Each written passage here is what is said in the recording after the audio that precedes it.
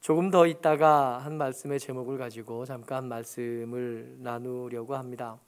초막절이 배경이에요. 예수님이 예루살렘에 계시고요. 예루살렘에서 성전에서 하나님의 말씀을 가르치는데 이제 예수님의 가르침이 점점 더 뾰족해지고 있습니다. 믿음 없는 사람들이 그 말씀을 듣기가 힘들고 믿음 없는 사람들이 그 말씀에 아멘 할 수 없는 지경에 이르게 돼요. 그러니까 예수님을 향한 반발은 좀 더 커져가고 예수님을 향한 논란도 점점 더 극심해져 가는 중입니다.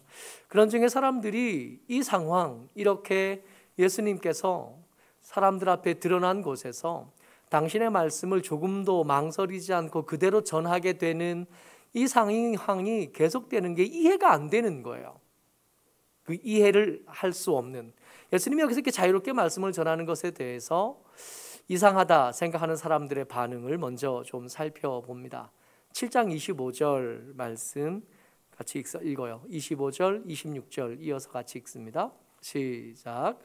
예루살렘 사람 중에서 어떤 사람이 말하되 이는 그들이 죽이고자 하는 그 사람이 아니냐. 보라, 드러나게 말하되 그들이 아무 말도 아니하는도다. 당국자들은 이 사람을 참으로 그리스도인 줄 알았는가. 아멘. 지금 무슨 일이 벌어지고 있는 거냐 하면 예수님께서는 이 요한복음에서 이렇게 읽어가는 중에 예수님의 말씀은 여러 가지 말씀들이 많지 않아요. 그래서 일관되게 한 가지 말씀을 계속 하시는데, 나는 내가 원해서 온 게 아니라 하나님께서, 내 아버지이신 하나님께서 나를 보내셨기 때문에 여기에 왔어. 내 아버지께서 내게 시키신 말씀을 내가 하러 왔고 내 아버지께서 시키신 일을 내가 하고 있어. 나를 통해서 하나님께서 너희들을 구원하기를 원하시는데 그 구원을 받기를 원하는 사람들은 내 살을 먹어야 하고 내 피를 마셔야 돼. 나를 믿는 자들, 나를 따르는 자들은 반드시 구원을 얻게 되겠지만 그렇지 않은 사람들은 구원받을 수 없어. 한 말씀을 계속 하시거든요. 그러니까 예수님은 자기 입으로 당신 스스로 끊임없이 나는 그리스도라고 말하고 계신 거예요. 근데 백성들이 알기에 예수님은 그리스도일 수가 없거든요. 게다가 예수님이 당신을 그리스도라고 말하는 것에 대해서 이미 당국자들이 사형을 언도했다는 걸 이 백성들이 알고 있습니다. 예루살렘 사람들이 이미 예수님에게 선포되어진 사형에 대한 이야기를 이미 알거든요. 지금이 초막절이거든요. 지금 이 요한복음 7장의 배경은 초막절인데 초막절이 음력으로 7월이고 6월절이 음력으로 4월인데 작년 6월절 날, 그러니까 1년하고도 한 3, 4개월 더 지난 전에 이미 예수님을 향하여서 이 예수님은 이단이고 이 예수는 이단이기 때문에 사형에 해당하다 한 선고가 이미 떨어진 다음이에요. 그리고 1년 4개월이나 더 지난 겁니다. 1년 4개월 전에 6월절에 무슨 일이 있었냐 하면 예수님께서 예루살렘 가셔서 그 베데스다에 있던 38년 된 병자를 고치셨던 일들이 있었다 그랬잖아요. 그때 예수님께서 그 사람을 살리고 나셔서 얻은 게 하나도 없었거든요. 그 병에서 나은 38년 된 병자는 예수님을 주여 그리스도라 고백하지 않았습니다. 뿐만 아니라 예수님을 유대인들에게 팔아먹었어요. 나를 고친 사람은 예수님입니다. 예수님이 날 고쳤고 그날이 주 안식일이었고 그래서 내가 지금 안식일 날 내 자리를 들고 걸어간 것은 내 탓이 아니라 누구 탓이라고요? 날 고쳤던 예수님 탓입니다. 그러니까 나에게 뭐라고 하지 말고 유감이 있거든 예수님을 찾아가라고. 이건 누가 한 말이냐 하면 38년 동안 병으로 고생하던 예수님이 고쳐주셨던 특별한 은혜를 얻은 사람이 한 말이에요. 예수님 고발한 거예요. 여러분, 우리가 착각하지 말 것은 우리가 믿음이 없는 건 우리가 경험한 은혜가 작아서가 아닙니다.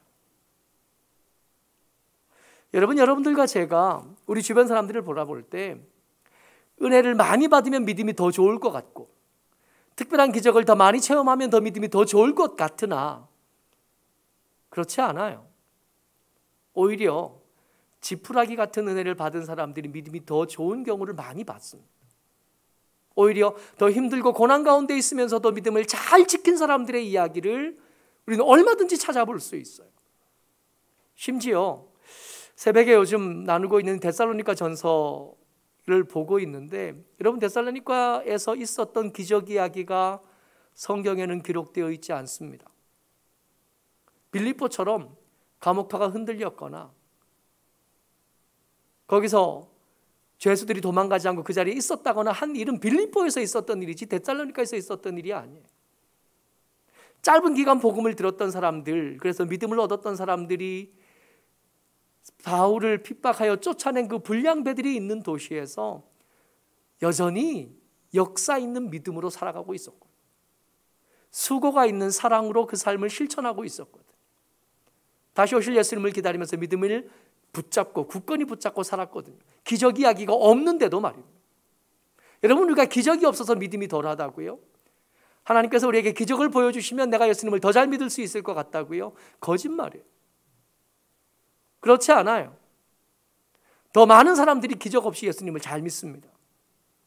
더 많은 사람들이 기적과 상관없이 예수님을 향하여 믿음을 고백하고 그 믿음을 정결하게 유지해 가는 일들이 얼마든지 있어요. 38년 동안 병원 중에 있다가 하루아침에 나았어요. 믿음의 고백도 없었고 헌신도 없었고 아무것도 없었는데도 하나님께서 고쳐주셨습니다. 그러면 고맙습니다 할 만하잖아요. 하나님의 은혜가 큽니다 할 만하잖아요. 한마디도 하지 않습니다. 그리고 유대인들 찾아가서 나를 고친 사람이 예수입니다 라고 고발하고 말아요. 근데 그 사건이 있고 난 다음에 유대인들이 모여서 한 말이 있어요. 5장 18절 말씀입니다. 같이 읽어보죠. 시작. 유대인들이 이로 말미암아 더욱 예수를 죽이고자 하니 이는 안식일을 범할 뿐만 아니라 하나님을 자기 친아버지라 하여 자기를 하나님과 동등으로 삼으심이로라. 이게 언제냐 하면 오늘 요한복음 7장에서 1년 4개월 전에 6월절, 그 6월절 기간 동안에 베데스다에서 있었던 안식일날 병자를 고친 그 일 때문에 예수님을 향한 사형의 선고는 이미 떨어진 거예요. 근데 그 사형이 결정되었다 한 사람, 이 이야기를 예루살렘에 있는 사람들이 다 아는 거예요. 그리고 1년 4개월이 지났습니다. 1년 4개월이 지나는 동안 사형이 집행이 안 되는 거예요. 지난 6월절도 그렇고 이번 초막절도 그렇고 예수님께서 성경에서 말씀을 계속해서 가르치는데 예수님이 여기 있다는 걸 알 뿐만 아니라 예수님께서 그 가르침을 포기하지 않았음에도 불구하고 아무 일도 일어나지 않는 거예요. 잡아가지도 않고 죽이려 하지도 않고 아무 일도 벌어지지 않는 거예요. 그러니까 이후에 예루살렘 사람들이 혹시 당국자들도 예수님을 향하여 사형을 결정한 사람들도 혹시 예수님을 그리스도라고 생각하는 거 아니냐 하는 의혹이 생긴 겁니다. 근데 호의적인 의혹이 생긴 게 아니라 만약에 당국자들이 예수님을 향하여 그리스도라고 생각한다면 이 당국자들 그냥 둘 수 없는 거예요. 이 당국자들을 쫓아내든지 이 당국자들을 그 자리에서 끌어내리든지 해야 되겠다 하고 생각하는 사람들이 나타난 겁니다. 이 사람들이 아는 거 있거든요. 예루살렘 사람들이 아는 거. 예수님이라면 당연히 갖춰야 될 조건들이 있어요. 옛날에 여기서 옛날에는 이 요한복음 7장에서 옛날에 동방 박사들이 아기 예수님을 찾으러 왔을 때 이 헤롯 대왕이 아기 예수님이 어디서 태어날까 하는 것을 서기관들에게 물어보잖아요. 그랬더니 서기관이 뭐라고 대답하냐 하면 만약에 아기 예수가 태어난다면 그리스도가 태어나면 어디서 태어나요? 베들레헴에서 태어난다 그랬어요. 그러니까 이건 서기관들만 아는 게 아니라 이거는 서기관들만 아는 게 아니라 그때 당시를 사는 사람들이라면 그리스도를 기다리는 사람들이라면 상식인 거예요. 예수님의 테코는 베들레헴이셔야 되는 겁니다. 왜 테코 있잖아요. 그 태어난 동네를 이름 삼아 부르는 거. 저에게 저보다 5살 많은 외삼촌이 있거든요. 이 외삼촌이 늦게 장가를 갔는데 저 경주, 울산에서 경주로 이렇게 올라가다 보면 말방이라고 하는 동네가 있어요. 저희 외숙모가 말방 출신이거든요. 그래서 저희 아버지가 저희 외숙모 부를 때마다, 어린 외숙모 부를 때마다 말방 때가 그래요. 이거 태코거든요. 태코. 예수님의 태코는 어때야 된다고요? 베들레헴이어야 된다. 베들레헴 예수이어야 되는 거예요. 근데 우리가 잘 아는 것처럼 예수님이 베들레헴 예수님이라고 불린 적은 한 번도 없잖아요. 예수님은 어디 예수님이세요? 나사렛 예수님인 거예요. 예수님의 태코는 어디라고요? 나사렛이요. 그러니까 나사렛 예수는 그리스도가 될 수 없는 겁니다. 그러니까 혹시 당국자들이 예수님을 그리스도라고 생각하고 있다면 이 당국자들도 이단이기 때문에 그냥 내버려 둘 수 없게 된 거예요. 소요가 일어날 수 있게 된 상황이 된 겁니다. 요한복음 7장 27절이요. 같이 읽어요. 시작. 그러나 우리는 이 사람이 어디서 왔는지 아노라. 그리스도께서 오실 때에는 어디서 오시는지 아는 자가 없으리라 하는지다. 나사렛에서 무슨 선한 것이 나겠느냐 했던 말이 이 나사렛이라는 동네를 무시하는 게 아니라 베들레헴이 아니기 때문에 거기서는 선하게 날 수 없다는 뜻이거든요. 예수님은 그리스도가 아니에요. 그리스도일 수 없습니다. 그때 당시 예루살렘 사람들이라면 모두가 알 수밖에 없는 상식인 거예요.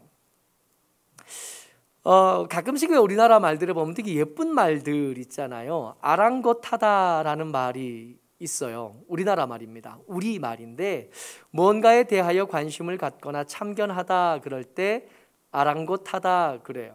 옆에 애가 울을 때 우리 애가 아니면 모른 척하고 지나가야 되는데 괜히 애가 울면 누리끼리 한 번 더 가고 가방 안에 사탕이라도 있으면 꺼내주고 싶고 이게 아랑곳하다 하는 거예요.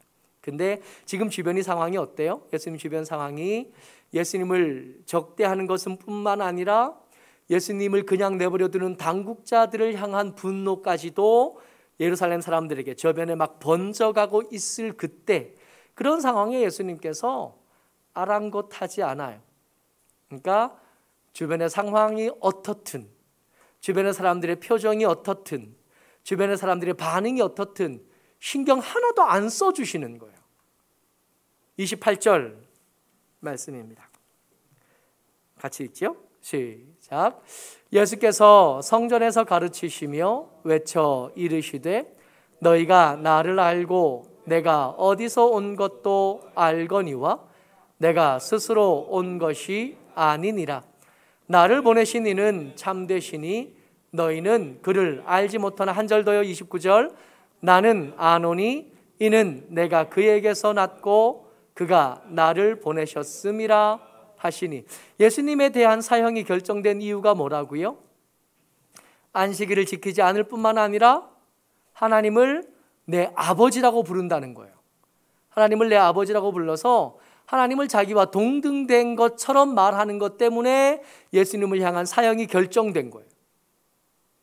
지금 그것 때문에 당신 스스로를 그리스도라고 말하는 것 때문에 예루살렘 사람들이 예수님뿐만 아니라 당국자들까지 어떻게 하려고 하고 있는 상황이라고요. 그건 그쯤 되면 눈치가 있는 사람이라면 말을 하기는 해도 작게 하든지 딴 데 가서 하든지 그 자리를 피하든지 뭐 이 정도 눈치는 있어야 되는 거 아니에요? 근데 예수님은 그런 눈치가 없으세요. 애초에 관심도 없어요. 세상이 예수님을 향하여 뭐라고 말하든지 예수님께서는 당신이 하실 말씀을 계속하십니다. 나는 아버지께서 보내서 여기 왔어. 나는 아버지께서 내게 보내서 구원받으라고 한 사람들을 구원하는 일을 위해서 한 걸음도 물러서지 않겠다고 말씀하고 계시는 겁니다. 우리에게 온 믿음이 이렇게 여러분들과 제게 온 거예요. 이 믿음을 우리에게 전해주시기 위해서, 이 구원을 우리에게 전해주시기 위해서 예수님은 기꺼이 눈치 없기로 결정하신 거예요. 기꺼이 부끄러움을 모르기로 결정하시고 기꺼이 아랑곳하지 않기로 결정하신 겁니다. 그런데 여러분, 우리의 믿음의 일들을 한번 살펴보자고요. 우리가 아이를 키워서 이제 대학을 보냅니다. 결혼을 시키고 군대를 보내요. 취직을 시킵니다.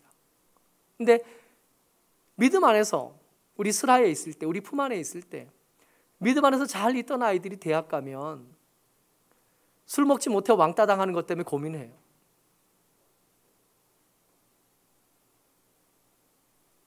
군대 가서 믿음을 지키는 일에 고민이 참 많습니다. 취직해서 계속 신앙생활을 할 건지 말 건지에 대해서 깊이 고민합니다. 결혼하고 나면 그 배우자의 눈치를 보면서 믿음을 지킬 건지 말 건지를 고민합니다. 우리에게 이 기회를 주시려고 예수님은 눈치 없기로 자처하셨는데 우리는 주변 사람들 눈치 보냐고 믿음을 포기하는, 주변의 형편을 봐주고 사정을 봐주고 그러다가 한 걸음씩 물러나다가 어느샌가 아무것도 남지 않고 까면 깔수록 아무것도 남지 않는 실체 없는 믿음으로 언제 내가 그렇게 하나님 앞에 살았던지, 언제 그렇게 내가 믿음으로 하나님 앞에 있었는지 다 잊어먹고 아무것도 남지 않게 돼요. 우리가 키우던 아이들이 이제 거의 다 청년들이 되어가요. 교회에서 키운 아이들이 그렇고 우리 슬하에 있는 아이들이 그렇습니다.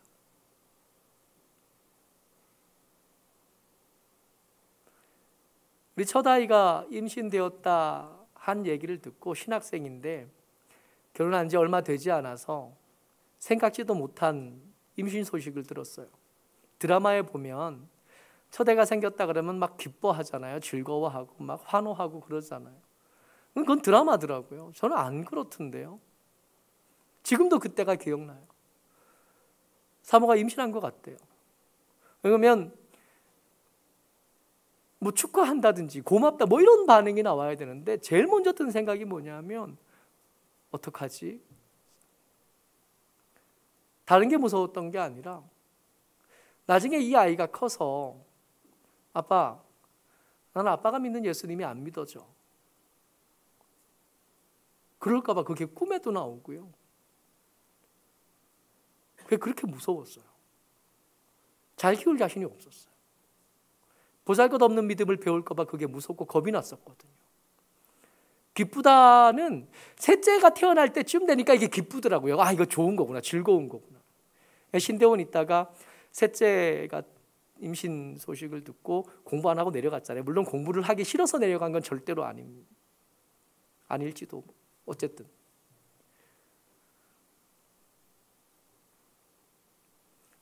그 아이들이 커서 이제 청년이 되어가요. 우리 아이들이, 그리고 우리가 교회에서 키운 아이들이 청년이 되는데 이 아이들이 계속 예수를 믿을까요? 이 아이들이 군대를 가고 이 아이들이 취직을 하고 이 아이들이 결혼을 하는데 이 아이들이 계속 믿어줄까요? 그전에는 믿음 있는 엄마 눈치를 보고 믿음 있는 아빠 눈치를 볼 때는 믿음이 있는 것처럼 보였는데 이제 믿음 없는 신랑 눈치를 봐야 되고 믿음 없는 직장 동료의 눈치를 봐야 되고 믿음 없는 친구들의 눈치를 봐야 되고 믿음 없는 선배들의, 군대 동기들의 눈치를 봐야 될 그때가 되면 우리 아이들이 믿음을 지켜줄까요? 이제까지는 승률이 그렇게 좋지 않습니다. 이제까지는 그렇게 성공하지 못했어요. 품속에 있을 때 믿음이 있는 것처럼 우리를 속이던 우리 아이들은 자기 본심을 드러내서 교회에 오지 않게 됩니다. 속은 거예요.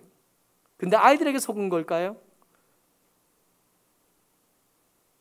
혹시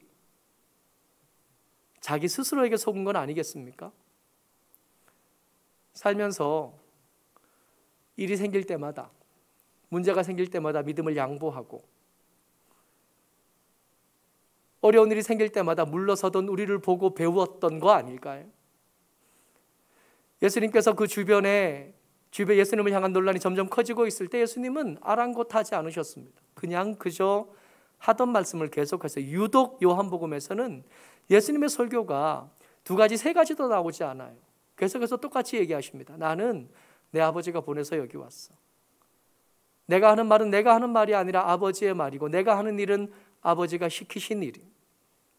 아버지께서 내게 보내신 사람을 내가 반드시 구원해낼 테고 내게 온 사람은 반드시 구원받게 될 거다. 한 말씀을 끊임없이 반복하십니다. 주변의 상황이 시원치 않고 주변의 상황이 심각해지는데 여전히 그 얘기를 또 하고 계시는 거예요. 여러분, 당국자들이 지금 위태로워졌잖아요. 이제 예루살렘 사람들이 당국자들, 예수님을 잡아가지 않고 예수님을 죽이지 않는 당국자들에게 주목하고 있잖아요. 이 소식을 당국자들이 듣습니다. 아, 이제 더 이상 미룰 수 없게 됐다. 5월 동주라는 사자성어가 있더라고요. 이게 잘 아는 말은 아닌데 찾아봤어요. 서로 나쁜 관계에 있는 사람들이 같은 처지에 놓여 어쩔 수 없이 협력해야 하는 상태가 되거나 원수끼리 서로 마주하게 됨을 이르는 말, 이게 5월 동주래요. 말씀 같이 봅니다. 32절 말씀이에요. 같이요. 시작. 예수에 대하여 무리가 수군거리는 것이 바리새인들에게 들린지라 대제사장과 바리새인들이 그를 잡으려고 아랫사람들을 보내니, 지금 상황이 어떻게 된 거냐 하면 예수님이 사형이 언도된 지 1년이 훨씬 넘은 예수님이 버젓이 성전에서 말도 안 되는 이야기, 이단의 사설들을 계속 전하는 거예요. 이 상황이 불편한 사람들이 생긴 겁니다. 혹시 당국자들도 저 이단의 사설에 넘어간 거 아닌가 의심하는 시선이 생겼고 그 목소리들이 생긴 거예요. 그 당국자들이 누구냐 하면 대표적으로 두 부류. 한쪽은 대제사장을 대표로 하는 사두개인들, 한쪽은 바리새인들입니다. 이 두 사람들은요, 사실은 절대로 친할 수 없는 사람들이에요. 대제사장이 대표가 되는 사두개인들은 성경을, 구약 성경인데 이 구약 성경을 전체를 다 성경이라고 생각하지 않아요. 모세 오경만 성경이라고 생각합니다. 그 뒤에 역사서나 선지서나 그 뒤에 성문서들은 성경이 아니라고 생각하는 사람들이에요. 그에 비해 바리새인들은 장로들의 유전까지가 성경까지 성경이라고 생각하는 사람이거든요. 처음부터 창세기부터 말라기까지 다 성경인 사람이 바리새인들이에요. 여러분, 이 두 사람이 같은 일을 할 수 있을까요? 성경의 어떤 부분만 인정하는 사람들, 성경의 이 범위를 더 넓게 가지는 사람들이 같이 일할 수 있다고요? 이 바리새인들은 부활을 인정하지 않아요. 부활 그런 거 없어 라고 말하는 사람이에요. 바리새인들은, 이 사두개인들은 부활이 없다 그러고 바리새인들은 부활을 인정할 뿐만 아니라 천사와 영들도 다 인정하는 사람들입니다. 이 두 사람들이 같이 뭔 일을 할 수 있다고요? 여러분, 우리가 아무리 가난해져도 신천지의 도움을 받겠습니까? 우리가 아무리 어려워졌다고 해서 신천지와 함께 뭔가를 하겠어요? 차라리 굶으면 굶었지. 차라리 그 일을 안 했으면 안 했지. 그렇게는 안 할 거거든요. 우리와 신천지 사이가 나쁠까요? 대제사장들, 사두개인들과 바리새인들 사이들이 나쁠까요? 우리가 생각할 때는, 제가 생각할 때는 비슷비슷해요. 원수 보듯한 거예요. 이 사두개인들과 바리새인들은 그런 관계입니다. 근데 그들이 같은 일을 해요. 그 같은 일이 뭐냐 하면 예수님을 잡는 거죠. 예수님을 잡으려고 아랫사람들을 보내요. 이 아랫사람들은 사두개인의 소속이기도 하고 바리새인 사람들의 소속이기도 한 거예요. 그들의 뜻이 하나가 됐어요. 기적이 일어난 거예요. 야합입니다. 잘못된 거고 틀린 건데 여러분, 아무리 틀리다 그래도 힘이 생긴 거 아니겠어요? 예루살렘에서 큰 힘을 가지고 있는 권세와 권력과 공권력을 움직일 수 있는 사두개인들과 일반 대중들의 지지를 받고 존경을 받고 여론을 움직일 수 있는 바리새인들이 하나가 된 거예요. 이제는 공권력도 있고 여론도 있고 이 두 가지를 다 갔어요. 뭐는 못하겠어요. 뭐든지 다 가능해진 겁니다. 네, 좀 위험하다 정도가 아니라 이제 예수님의 사역은 끝난 거예요. 이제 잡혀갈 일밖에 안 남았어요. 근데 그렇게 아주 급격하게 사건이 막 진행되고 있는 중에 예수님 뭐라 그러시냐면 오늘 설교 제목이 이거예요. 조금 더 있다가. 말씀 같이 봅니다. 33절 말씀이에요. 같이요. 시작. 예수께서 이르시되 내가 너희와 함께 조금 더 있다가 나를 보내신 이에게로 돌아가겠노라. 여러분, 이 말씀을 읽을 때 옆에서는 막 파도치고 범람해서 막 배가 흔들리는데 그 안에 잠들어 계신 예수님을 떠올리면 딱 그 장면이 맞을 것 같아요. 세상은 태풍이 치는 겁니다. 범람하고 다 떠내려가고 다 죽겠다 그러고 일은 다 끝났다 그러고 더 이상 소망은 없다 그러는데 예수님은 그 일에 대해서 별로 관심이 없으세요. 조금 더 있다. 만약에 이 이야기를 그 당국자들이, 야합한 당국자들이 들은다면 약 올라서 죽을지도 모르겠어요. 조금 더 있다가 가겠다. 안 가겠다가 아니고 그것들을 내가 어찌 하겠다고도 아니고 조금 더 있다가, 아랑곳하지 않던 예수님의 안색도 조금 더 변하지 않으셨고요. 그 목소리도 조금 더 변하지 않으셨습니다. 30절 말씀을 한 번만 더 읽죠. 시작. 그들이 예수를 잡고자 하나 손을 대는 자가 없으니 이는 그의 때가 아직 이르지 아니하였음이로라. 예수님 어떻게 그렇게 반응하실 수 있냐면 아직 때가 안 됐거든요. 여러분, 세상의 모두가 한 목소리를 내는 것은 불가능할 겁니다. 그런데 그 불가능한 일이 이루어졌다고 해도 그 일이 되겠나 말이에요. 세상의 모든 권력들이 하나가 되는 일은 불가능할 겁니다. 심지어 저희 5 식구 밥 먹으러 가면 뭐 먹을래 그러면 그것도 하나가 안 되는데, 그렇지 않아요? 예수님은 무엇을 먹을까 무엇을 입을까 염려하지 말라 그러시지만 그거 빼고 나면 싸울 일도 없잖아요. 어제 점심만 해도 우리 찬양팀 아이들이 와서 밥 먹어야 되는데, 나는 햄버거를 먹지. 난 햄버거 먹기 싫은데, 햄버거 먹는 것도 싫어 죽겠는데 햄버거 집에 갔더니 이것들이 치킨을 시켜놓네요. 오후 내내 불편해. 여러분, 그것도 안 맞아지는데 온 세상의 권력들이 각자 자기의 탐욕과 자기의 필요를 따라 일하는 그 권력들이 모여서 하나가 되는 게 된다고요? 남쪽과 북쪽이 통일되었으면 좋겠으나 이 통일되는 건 정치인들이 잘해서는 절대로 아닐 겁니다. 하나님의 때가 이르면 될 거예요. 뭔가 하나가 된다는 게 가능하다고요? 불가능해요. 근데 그 불가능한 일을 이룬 겁니다. 하나가 됐어요. 여러분, 그런다고 해서 안 될 일이 되거나 그런다고 해서 때가 이르지 않은 일이 이루어지는 법은 없습니다. 예수님 뭐라 그러시냐면 조금 더 있다가, 왜냐하면 아직 때가 안 됐거든요. 아무리 마음이 바쁘다고 해서 때가 되지 않은 일들은 일어나지 않습니다. 아무리 무섭고 떨린다고 해도 하나님께서 허락하지 않은 일은 일어나지 않아요. 때때로 가끔씩 아주 중요한 것을 선택해야 될 때가 옵니다. 그럴 때 예수님의 이 말씀이 기억났으면 좋겠어요. 조금 더 있다 갈게 하셨던 이 말씀, 아직 때가 이르지 않았다 하신 이 말씀이 기억났으면 좋겠습니다. 세상의 역사를 움직이는 것은 큰 힘을 가진 권력자들이 아닙니다. 세상의 흐름을 바꾸는 것은 유창한 언변을 가진 어떤 사람이 아니에요. 하나님의 뜻이 그 흐름을 바꾸는 거고 하나님의 일하심이 그 때를 결정하시는. 그러니까 만약에 우리가 뭔가 선택해야 될 기로에 섰다면 얼마나 세상이 힘이 센지, 흐름이 어디로 흘러가고 있는지만 살필 것 아니라, 그걸 살피지 말라는 얘기가 아니라 그것만 살필 게 아니라 하나님의 뜻이 뭔지를 한번 고민해 봐야 되지 않겠어요? 그렇게 될 거니까. 하나님의 계획하심, 하나님의 일하심이 뭔지 한번 고민해 봐야 되지 않겠어요? 그렇게 될 거니까요. 이기는 편에 섰으면 좋겠는데 지지 말고 승리하는 편에 섰으면 좋겠고 되는 편에 있었으면 좋겠는데, 그러려면 신문만 열심히 볼 것 아니라 하나님의 말씀이 어떤지, 하나님의 뜻하심이 어떠신지, 하나님의 일하심이 어떠한지를 살펴봐야 더 정답에 근접한 답을 찾을 수 있지 않겠냐고요.